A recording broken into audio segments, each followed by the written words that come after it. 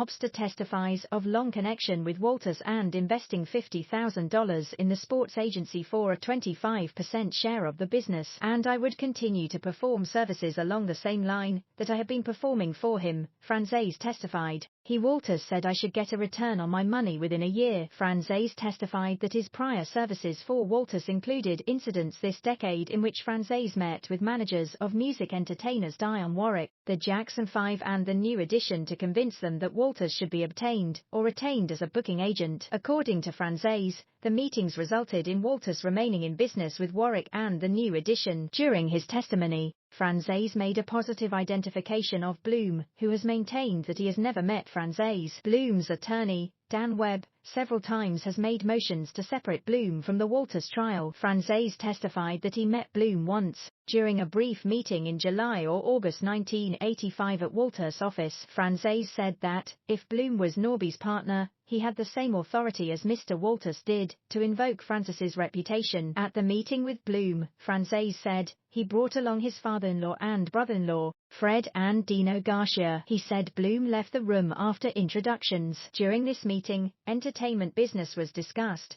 and Dino Garcia gave Norby a bag of money, $50,000 in cash, from me in a brown paper bag, Franzese testified. Because of the problems I was having with federal investigations, I never carried that amount of cash on me, but it was my money for my participation in the sports agency business. During his testimony, Franzese described how he settled disputes between Walters and music club owners who did not wish to do business with Walters. Norby represented many groups who played in Long Island, Manhattan and New Jersey, Franzese testified. Many of the club owners with whom Norby would try to book acts did not want to be associated with him. Since most of those owners were associated with other organized crime families, I would come in and settle disputes. Walters asked Franzese to meet with managers of Warwick, the Jackson 5 and the New Edition from 1980 to 1984. Franzese testified, I had Norby lay the groundwork, explain who I was, introduce me, and then leave the room, said Franzese. I wanted him to lay the groundwork so I wouldn't have to make an outward threat, but my talks with those people were very serious. One meeting was between Franzese and Joe Grant,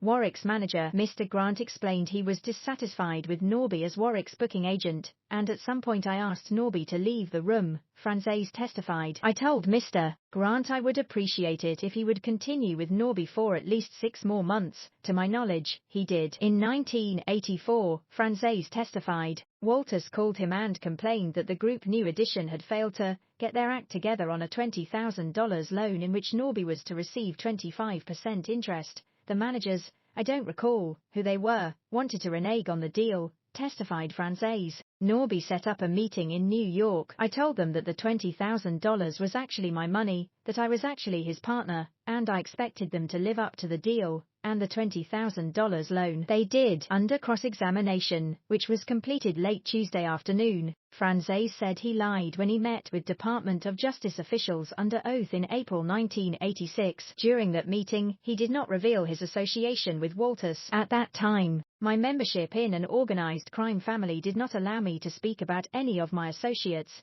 testified Franzese, who said he began cooperating on the Walters-Bloom case in October 1987. Franzese testified that, as a member of the Colombo family, he generated several $1 million in revenue, but he denied defense attorney Robert Gold's contention that the figure was more than $300 million. Franzese testified that after he was indicted in December 1985 on 28 felony counts stemming from a multimillion-dollar gasoline tax fraud scheme, he told Walters to rely on another Colombo family member, Frankie Campioni. I told Norby if he had any problems in the future, he could talk with Frankie, testified Franzese. Franzese soon pleaded guilty to Norby Walters racketeering and income tax evasion. After a long-standing business relationship between Franzes's father and Walters, Franzese testified that he began to receive money directly from Walters in 1975. He'd pay me monthly or every other month, Franzese testified. It would amount to about $250 to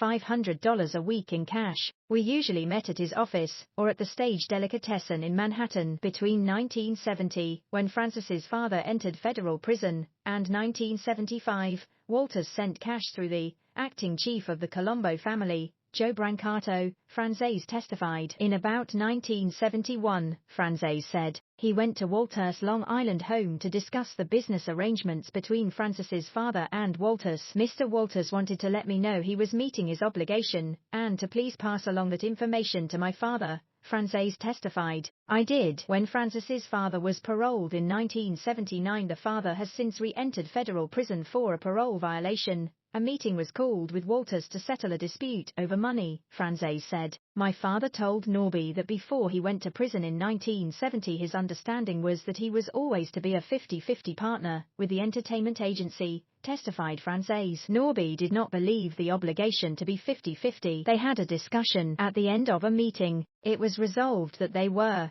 50-50 partners. As evidence of the Michael Franzese Walters Association, the government submitted a New York Friars Club application in which Franzese listed Walters as a reference. I wanted Norby to sponsor me to become a member, but he told me it was not a good idea because he already had certain problems in the club, said Franzese. So I put him down as a reference, and I got in. The trial will continue at 3 p.m. today with Chicago Bears defensive back Morris Douglas scheduled to testify.